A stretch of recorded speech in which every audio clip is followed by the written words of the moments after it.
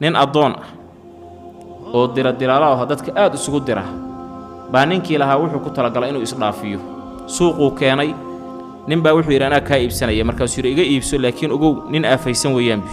iska ilaali ninkaas waa nin aad dadka isugu dira wuu iibsada kii gurigiisuu geystay suu gurigu u joogay buu ninkii soo iibsaday islaantiisii wuxuu ku yidhi odagaagu kuma jecla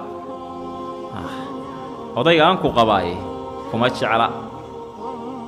ma rabtaa inuu ku jeclaado say tirahaa markuu seexdo middi inta soo qaadatid iyo sakiin iyo wax la mid ah timaha garka kaga yaalla kuwiisa hoose qaybo ka mid ah ka jarjar bay ha ku jeclaanayaa si fiican buu ku jeclaanayaa waaye ayadii go'aankaas ay qaato waxay rabtaa odaygadu si fiican u jeclaado odaygii buu inta u tagay buu wuxuu ku yidhi islaantan guriga kuu joogta nin kale saaxiib la tahay inay nin kale saaxiib la tahay keliyana kuma ekee inay adiga kaa takhalusay rabtaabi adiga kaa takhalusaysaabi waxaad ku garan lahaydna waan kuu sheegayaa caawa markaa seexatid indhaha isgelinbi is ilaali waardiye iska qababi